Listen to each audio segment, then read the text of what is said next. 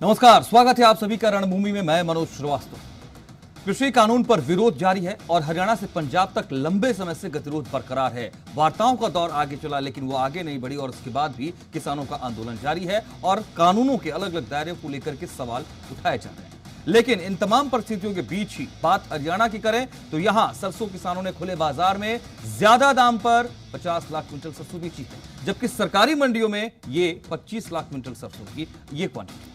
और इन तमाम परिस्थितियों ने एक बात और स्पष्ट कर दी है कि चुनौतियां सरकार के सामने जरूर हैं कि यहां सरकारी खरीद कम हुई, लेकिन किसानों का मुनाफा बढ़ा है। किसानों के सामने ऐसी कोई स्थिति नहीं है कि नए कृषि कानून या उस कानून के दायरे में उनका किसी भी तरीके का नुकसान हो रहा है। तो सवाल क्या?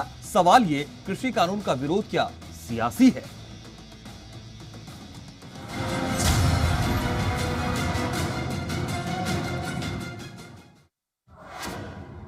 सरसों खरीद में किसानों की बल्ले बल्ले। कृषि कानून पर नहीं थम रहा विवाद। क्या कृषि कानून का विरोध सियासी है? हरियाणा और पंजाब में केंद्र के कृषि कानूनों का लंबे समय से विरोध हो रहा है, लेकिन कृषि कानूनों और एमएसपी की मौजूदा व्यवस्था के बीच सरसों खरीद में किसानों को शानदार मुनाफा हुआ है। हरियाणा में सरसों किसानों ने खुले बाजार में ज्यादा दाम मिलने पर 50 लाख क्विंटल सरसों बेच दी, जबकि सरकारी मंडियों में सिर्फ 25 लाख क्विंटल सरसों बिकी, जो ये बताने के लिए भी काफी है कि किसानों को इन तमाम परिस्थितियों में नई व्यवस्था से कोई नुकसान नहीं है। अक्सर सत्ता विरोधी रुख रखने वाले आईएएस अशोक खेमका ने भी ट्वीट कर सवाल पूछा कि क्या कृषि कानून सचमुच काले हैं? तो आईएनएलडी के अभय चौटाला पूछ रहे हैं, जब सरकारी मंडियों में ज्यादा सरसों आए ही नहीं तो सरकार पीडीएस में सरसों का तेल कैसे देगी?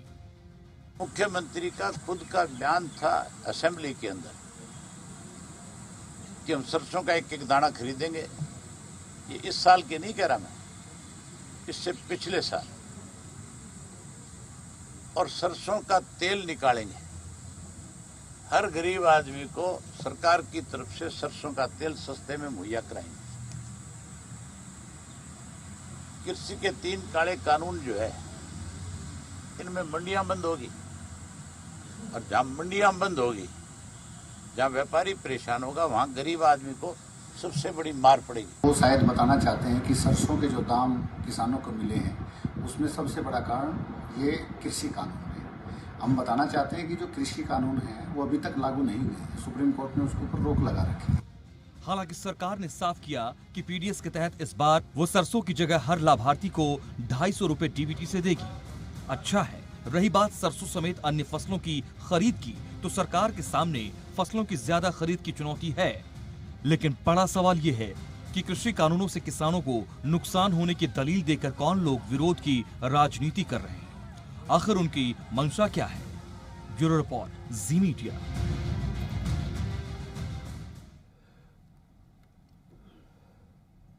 गतिरोध अपनी जगह बरकरार है, वो ठीक है, लेकिन हरियाणा की मंडियों से सरसों की खरीद को लेकर कुछ सवाल सामने आए हैं, तो यहां कुछ शुभ संकेत भी मिलते हैं। और ऐसे में सवाल यह है कि क्या वाकई नए कृषि कानून को लेकर केवल सियासत हो रही है? और अगर ऐसा है तो फिर कौन लोग हैं जो इस सियासत को हवा दे रहे हैं, इस तेल में आग डालने का काम कर रहे हैं? या फिर सरकार के सामने यह चुनौती है कि इस कानून के बारे में किसानों को और बेहतर तरीके से समझाएं और इस कानून से नफा नुकसान का जो एक भ्रम की स्थिति बनी हुई है उसको दूर करने का प्रयास करें? ये तमाम परिस्थितियां हैं, इस पर हम बात करेंगे और इसके अलग अलग पहलू सामने आए हैं, उस पर भी हम नजर डालेंगे। हमारे साथ कुछ खास मेहमान जुड़ रहे हैं, उनके पास चलते हैं और चर्चा के दौर में आगे बढ़ते हैं।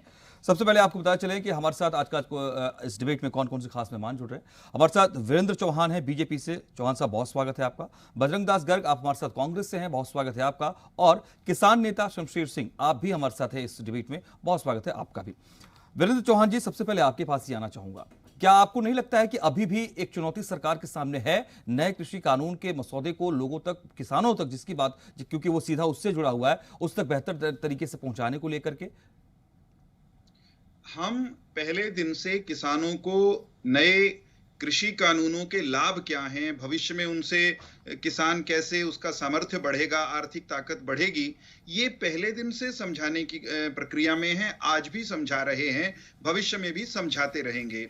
और देश के बहुसंख्यक किसानों को, यानी अधिकांश किसानों को ये बात सहजता से समझ में भी आ गई है। उनको छोड़कर जो आंदोलन जीवी राजनीतिक जो कार्यकर्ता हैं, किसानी के नाम पर आंदोलन चलाकर अपनी राजनीति चमकाना चाहते हैं, जो उनके बहकावे में कुछ लोग आ गए, उनको छोड़कर अधिकांश लोगों को कृषि कानूनों के लाभ दिखाई दे रहे हैं। इसलिए यह स्थिति बिल्कुल साफ है। कृषि कानून किसानों के हित में थे, हित में हैं, और कुछ लोग किसानों के नाम पर, किसानों के कंधे पर अपनी राजनीति की बंदूक रखकर जो चलाना चाहते हैं, वे हर हाल में इनका विरोध पहले भी कर रहे थे, आगे भी शायद करते रहेंगे। अब मूल प्रश्न आज की तारीख में चर्चा का यह है कि खुले बाजार में, मंडी से बाहर जब किसान को अपनी फसल बेचने का अवसर मिलता है, जब उसमें कोई बाधा नहीं होती है, तो किसान को फायदा होता है कि नहीं होता है। कृषि कानूनों का एक पक्ष यह भी है कि मंडी में वो जो बेचता है अपनी फसल को, उसके बाहर भी ओपन मार्केट उसके पास रहे, जहां वो प्राइवेट प्लेयर्स को बेच सके। सरसों के मामले में प्राइवेट प्लेयर्स ने जो एमएसपी वाली हमारी व्यवस्था है मंडी की, उससे अधिक दाम देकर किसानों की फसल खरीदी, किसानों ने सहर्ष बेची, तो इस प्रक्रिया में हरियाणा के किसान का करोड़ों रुपए का लाभ हुआ। और यही लाभ जिनको मिला है, ये लाभ, उनसे पूछिए कि नई व्यवस्था उनके लिए कितनी लाभप्रद है और आने वाले दिनों में हो सकती है। वीरेंद्र जी, सवाल आपसे मैं आपकी ही बातों पर करूंगा जरूर, क्योंकि आपने खुद ये कहा है और बाकी डिबेट यही है आज कि प्राइवेट प्लेयर्स अगर ज्यादा खरीद कर रहे हैं, सरकारी एजेंसियां कम खरीद कर रही हैं, तो सवाल यहां भी है। लेकिन पहले मैं एक बार बजरंग दास गर्ग जी के पास जाऊं। बजरंग दास गर्ग जी, ये जो एक स्थिति भ्रम की बनी हुई थी, अब तो कहेंगे कि हाँ ये खत्म हो गया, भ्रम टूट गया है कि किसानों को एमएसपी से या नए कृषि कानून से कोई नुकसान होने जा रहा है। वो बेहतर मुनाफा कमा गए हैं इस बार, सरसों के मामले में खासकर।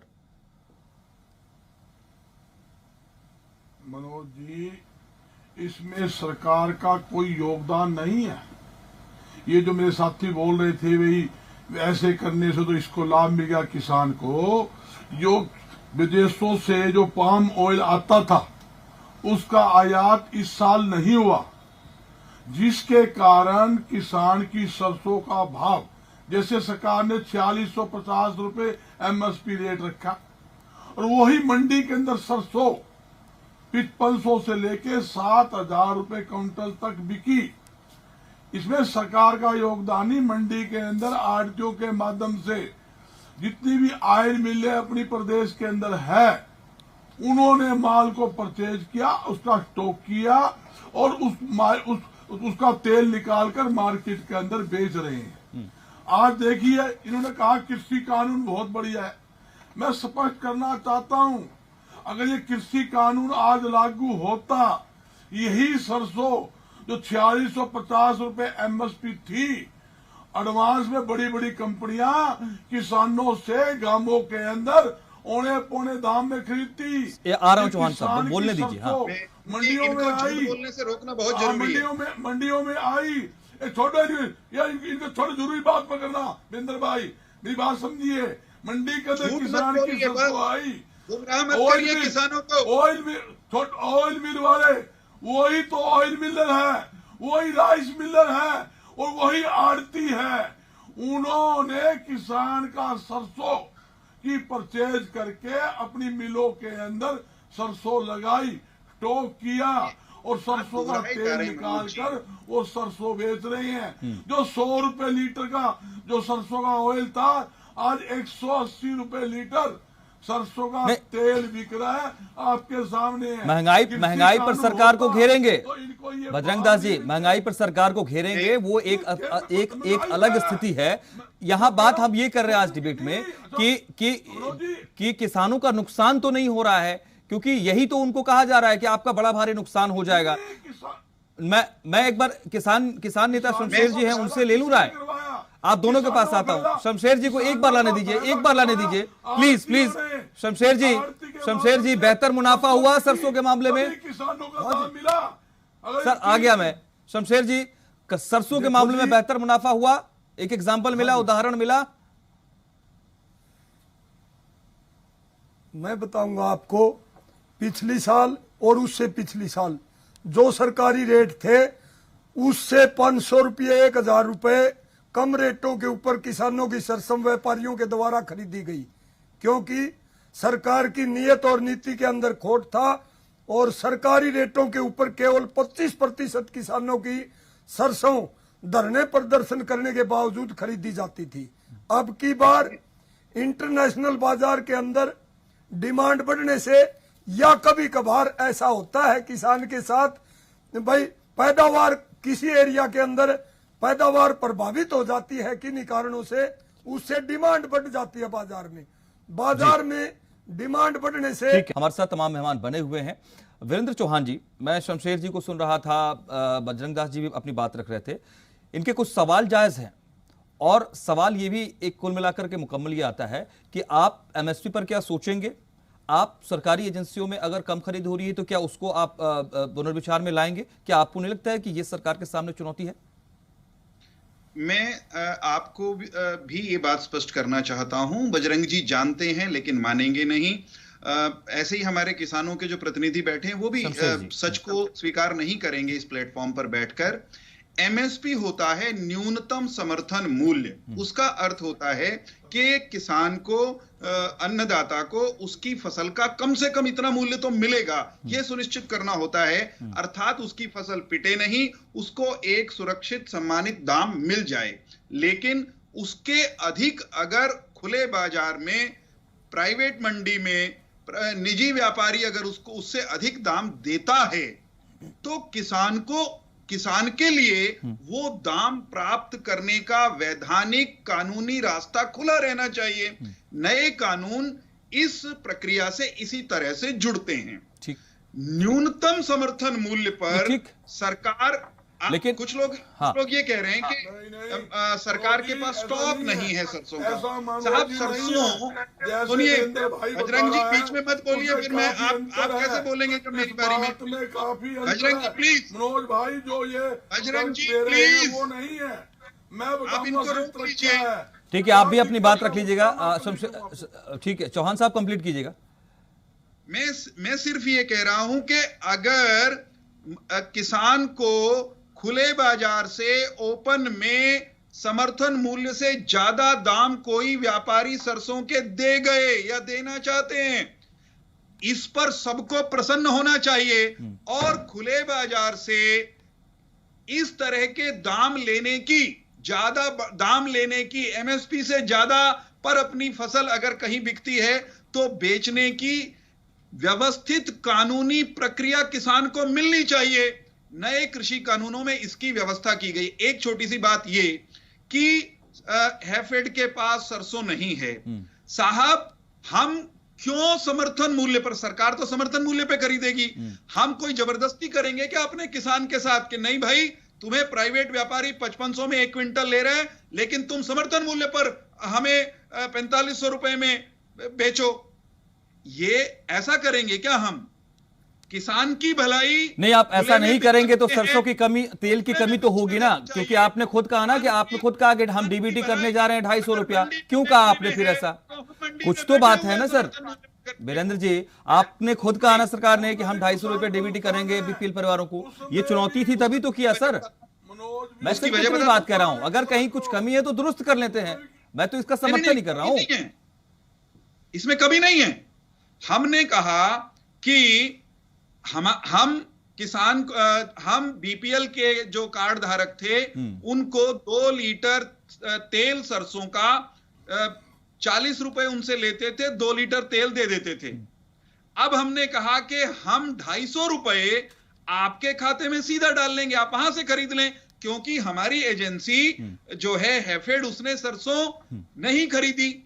जाहिर सी बात है, सरकार को करना पड़ेगा, सरकार की जिम्मेदारी है, ये करना पड़ेगा। शमशेर जी तो कर रही है मैं, हाँ मैं ठीक है, मैं चौहान साहब फिर से आता हूँ, वीरेंद्र जी फिर से आता हूँ, शमशेर जी के पास। वीरेंद्र जी मैं फिर से आ रहा हूँ, बिल्कुल आपकी जिम्मेदारी है, आपको करना है वो तो। शमशेर जी, क्या ऐसी परिस्थिति में आपको लगता है कि किसान आंदोलन पर थोड़ी सियासत भी ज्यादा हो रही है? क्या आपको लगता है कि धरातल पर अगर आपको फायदा दिख रहा है तो थोड़ा उसको देखना चाहिए पहले? देखो जी, हमारा आंदोलन 6 महीने से ऊपर हो गया, ठीक दिशा में चल रहा है। और जो ये सरसम की बात जो कह रहे हैं चौहान साहब, इसका कानून कृषि कानूनों से कोई लेना देना नहीं है।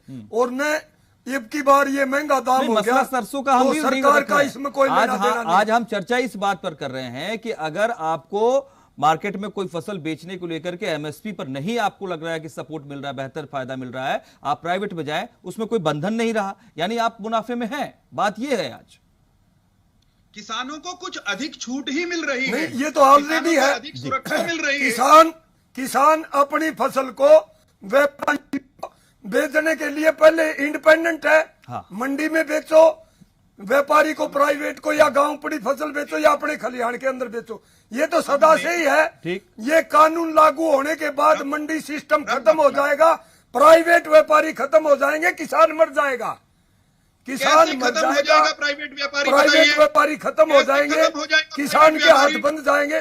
कानून लागू होने के बाद में ये अधिकार छीन लिया जाएगा। जो आज किसान एमएसपी से ज्यादा बाजार के अंदर रेट महंगे हो गए है, बाजार में वो खत्म कैसे हो जाएंगे? ये तो ऑलरेडी है। फैला रहे हो, कभी आप लोग करने को जा रहे हैं, मंडियां खत्म करने को जा रहे हैं। आप लोग हो जाएगा, आप मंडी के अंदर कभी आप व्यापारी को दलाल को ले जाएगा तो व्यापारी को फीस लगेगी, व्यापारी बजरंग को फीस लगेगी। बजरंग जी, आप स्थिति देख रहे हैं क्या हो रही है? फीस के खरीद बजरंग दास गर्ग जी, आप स्थिति देख रहे हैं क्या हो रही है? सरकार अपने तर्क रख रही है, किसानों के अपने तर्क हैं, ठीक है, लेकिन शायद जो इस बीच में जो फासला है वो समझ को लेकर के है। क्या आपको लगता है कि इस पर काम करने की जरूरत है या इसको हवा देना ज्यादा मुनासिब है? क्योंकि ये आरोप विपक्ष पर लग रहे हैं, लगातार लग रहे हैं। मनोज जी, इसके अंदर किसी प्रकार की राजनीति नहीं होनी चाहिए, आरोप की बात नहीं है। इसके अंदर सही दिशा के अंदर बात रखनी चाहिए। हर एक आदमी चाहता है हमारा प्रदेश खुशहाल हो, किसान खुशहाल हो, किसान को फसल के उचित दाम मिले। आप देखिए, प्राइवेट मंडियां है, मतलब प्राइवेट मंडियां अगर सरकार बनाएगी, सरकारी मंडियां बंद हो जाएगी।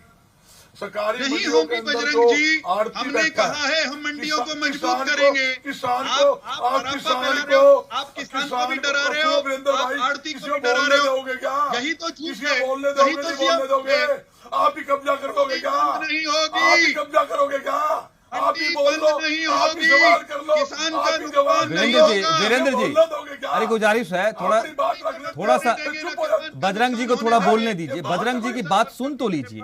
वीरेंद्र जी, आपको पूरा सुना जाता है ना? आपको पूरा सुना जाता है, थोड़ा सुन लीजिए प्लीज। मनोज जी, आपकी चैनल पर बैठकर बकवास करने से किसान खुशहाल नहीं होगा। जब तक सरकारी मंडियों के अंदर आड़ती बैठा है, उसको सही फसल का दाम कौन लगाएगा? वो आड़ती लगाता है। आज मान लो 450 रुपए सरसों की एकदम से 7,000 में मिली की, थोड़ी तेजी आई, 5,000 में बिकी, फिर तेजी आई, 52 में निकले हो, फिर 5300 बिकी। व्यापारियों के नेता हो, किसानों को धोखा करने निकले हो, ये किसानों के साथ धोखा करने निकले हो, ये लोग विश्वास करते हैं, किसानों को उजाड़ते हैं, किसानों को खून चूस और रद्द करिए ये बकवास जो आप कर रहे हैं चैनल पर बैठकर। मंडियों में आड़तियों बर्बाद करना चाहते हैं। अरे आड़ती बर्बाद हो गया, कभी ये लोग किसान बर्बाद हो गया। इन लोगों को पता नहीं, इन लोगों ने अपना हित सही है, ये तो सरकार ने हम किसान का नहीं हो, का नहीं हो। सरकार ने जो लिख के दे दिया, मुझे लगता है थोड़ा संयम की जरूरत है, थोड़ा सबको सब्र रखना चाहिए। वीरेंद्र जी, बजरंग जी, थोड़ा संयमित हो जाना चाहिए हमें लगता है। नहीं ठीक है, हम नहीं आपने देखिए बजरंग जी, आप भी आईना दिखा रहे हैं, आपकी जिम्मेदारी है, लेकिन सरकार की तरफ से वीरेंद्र चौहान जी कुछ बात कह रहे हैं तो थोड़ा उस पर भरोसा करना चाहिएगा। और जरूरी यह है कि वो वर्ग, चूंकि किसान वर्ग के लिए ये है, उसको ये समझना और आंकना होगा अब जमीन पर उतर के कि क्या वाकई जो सरकार कह रही है उसमें सच्चाई है, क्या विपक्ष जो कह रहा है उसमें सच्चाई है। ये फासला जिस दिन किसान तय कर लेगा ना, ये भ्रम की स्थिति खत्म हो जाएगी, ये आंदोलन भी जल्दी खत्म होगा और गतिरोध भी दूर हो जाएगा। कुछ कमियां हैं तो सरकार उसको दुरुस्त करेगी, लिए सरकार तैयार है। मुझे लगता है कि हमें इस पर ध्यान देना होगा। आप सभी का वीरेंद्र जी, बजरंग जी, शमशेर जी, बहुत बहुत शुक्रिया हमारे साथ इस डिबेट में शामिल रहने के लिए। तमाम अपने अपने वर्ग के दावे हैं और तर्क हैं, लेकिन महत्वपूर्ण यह है वो किसान, वो अन्नदाता जिसके लिए ये कानून बन रहा है, वो क्या महसूस करता है। उसे इस बात को अब धरातल पर उतर के महसूस करना होगा, देखना होगा, इस फर्क को समझना होगा। बहुत शुक्रिया आप सभी का हमारे साथ रणभूमि में बने रहने के लिए। नमस्कार।